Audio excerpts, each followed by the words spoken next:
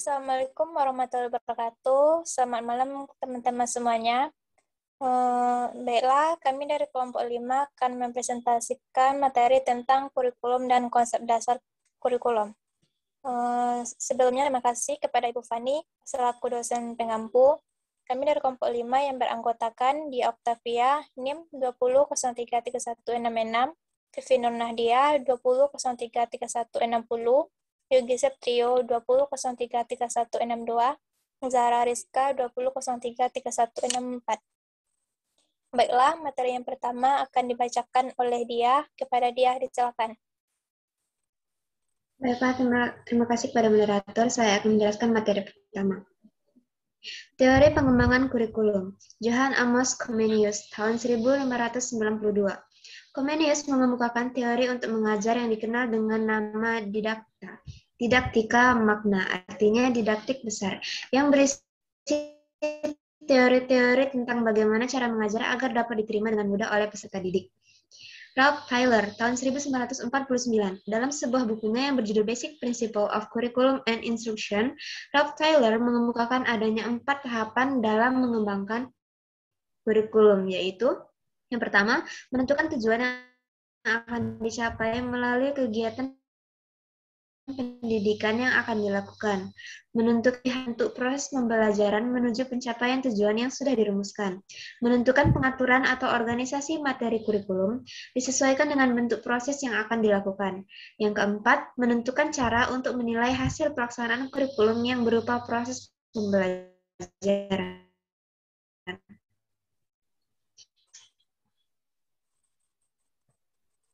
Kemudian Hilda Taba, tahun 1962. Teori yang dikemukakan oleh Hilda Taba tidak jauh beda dengan apa yang dikemukakan oleh Ralph Tyler.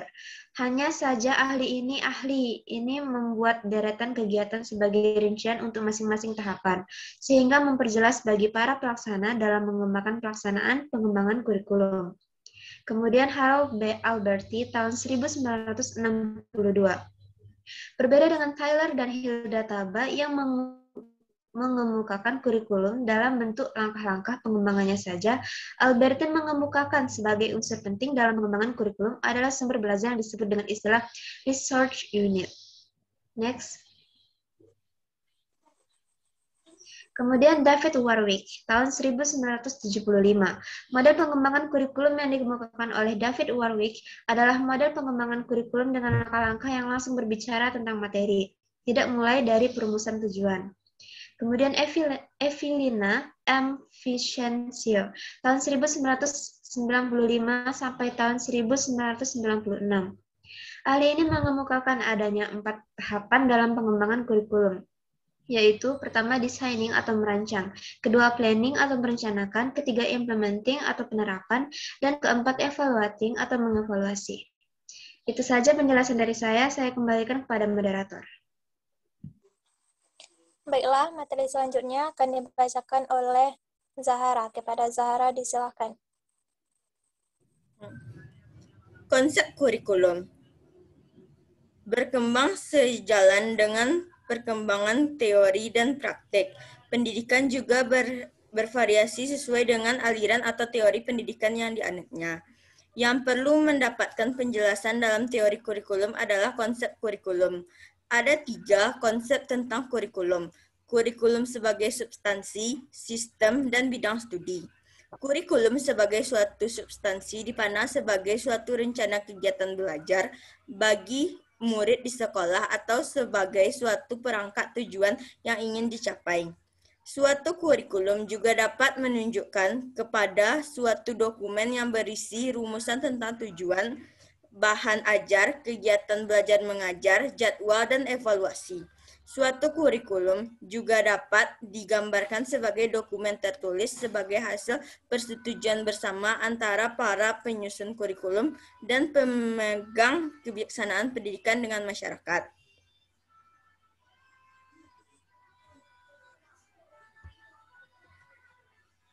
Konsep kedua adalah kurikulum sebagai suatu sistem, yaitu sistem Kurikulum merupakan sebagian dari sistem persekolahan, sistem pendidikan, bahkan sistem masyarakat. Suatu sistem kurikulum mencakup struktur, personalia, dan prosedur kerja. Konsep ketiga, kurikulum sebagai suatu bidang studi, yaitu bidang studi kurikulum. Ini merupakan penerapan dari teori-teori kurikulum dan pengembangan para bidang ahli kurikulum atau pendidikan dan pengajaran. Model-model konsep kurikulum. Model konsep kurikulum sangat mewarnai pendekatan yang diambil dalam pengembangan kurikulum. Sebagai sajian teoritis, model kurikulum merupakan dasar untuk pengembangan kurikulum, atau dengan kata lain, pendekatan pengembangan kurikulum didasarkan atas konsep-konsep kurikulum yang ada. Kurikulum subjek akademis. Kurikulum subjek akademis merupakan salah satu model kurikulum yang paling tua yang banyak digunakan di berbagai negara. Sesuai dengan namanya, kurikulum model ini sangat mengutamakan isi atau subject matter. Isi kurikulum merupakan kumpulan dari bahan ajar atau rencana pembelajaran. Tingkat pencapaian atau penguasaan peserta didik terhadap materi merupakan ukuran utama dalam menilai keberhasilan belajar siswa. Ditinjau dari isinya, Submadinata 2005-84 mengklarifikasi kurikulum model ini menjadi 4 kelompok dasar. Itulah yang dapat saya sampaikan. Saya kembalikan kepada moderator.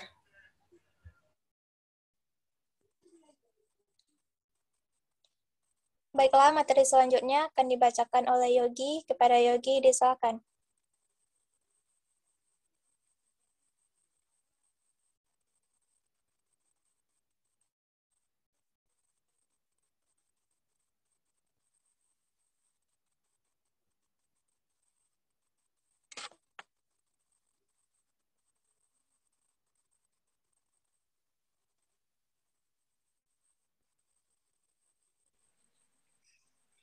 Baik, terima kasih kepada moderator.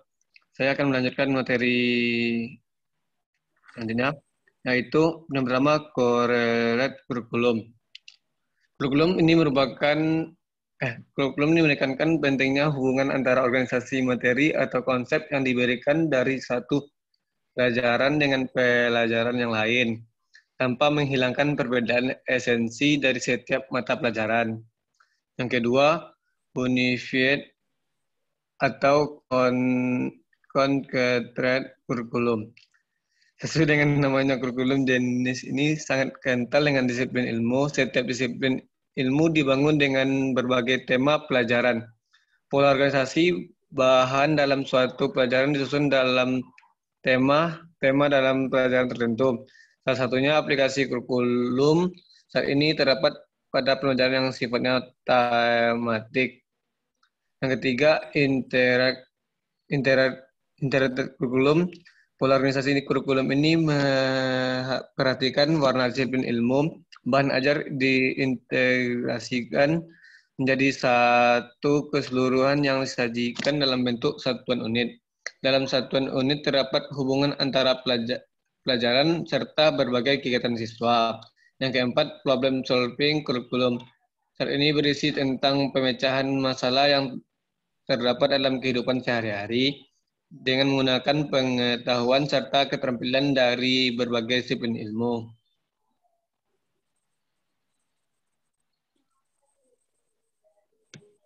Next. B. Kurikulum humanistik. Kurikulum humanistik lebih mengedepankan sifat humanisme dalam pembelajaran. Hal ini dilakukan sebagai reaksi terhadap kurikulum yang terlalu mengedepankan intelektualitas. Kurikulum humanistik didasarkan pada aliran pendidikan humanisme atau pribadi. Aliran pendidikan ini bertolak dari asumsi bahwa peserta didik adalah yang pertama dan utama dalam pendidikan. Peserta didik adalah subjek menjadi pusat kegiatan pendidikan yang mempunyai potensi, kemampuan, dan kekuatan untuk berkembang. Pendidikan yang menggunakan kurikulum ini selalu mengedepankan peran siswa di sekolah. Dengan situasi seperti ini, anak diharapkan mampu mengembangkan segala potensi yang dimiliki. Pendidikan dianggap sebagai proses yang dinamis serta merupakan upaya mampu mendorongkan siswa untuk mengembangkan potensi dirinya. Kurikulum humanistik merupakan kurikulum yang lebih mementingkan proses daripada hasil. Sasaran utama kurikulum jenis ini adalah bagaimana memaksimalkan perkembangan anak supaya menjadikan manusia yang mandiri.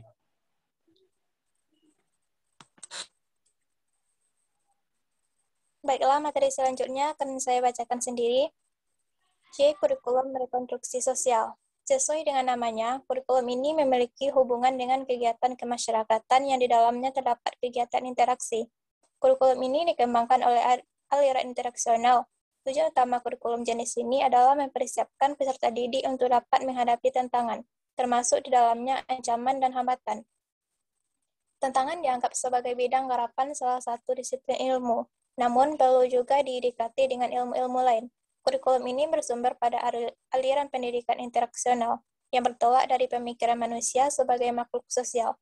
Pendidikan sebagai salah satu bentuk kehidupan berintikan kerjasama dan interaksi. Dengan demikian, kurikulum ini lebih memusatkan perhatian pada problem-problem yang dihadapi masyarakat. Tujuan dan isi kurikulum ini setiap tahun bisa berubah tergantung dari perubahan masyarakat. Dalam pemilihan metode, guru berusaha membantu para siswa menentukan minat dan kebutuhannya.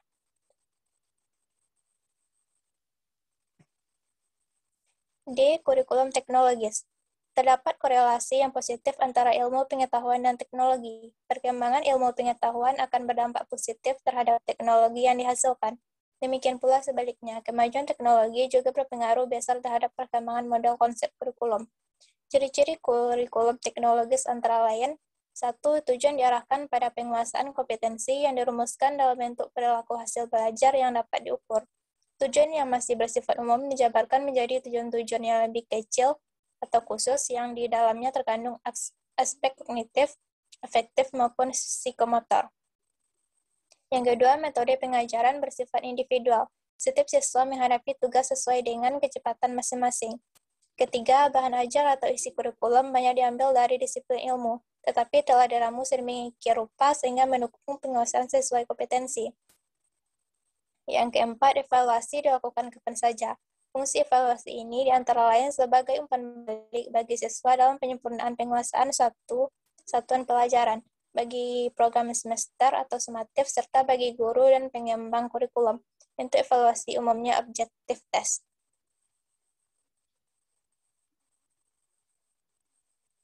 Mungkin hanya sekian presentasi dari kelompok kami. Mohon maaf atas segala kesalahan. Assalamualaikum warahmatullahi wabarakatuh.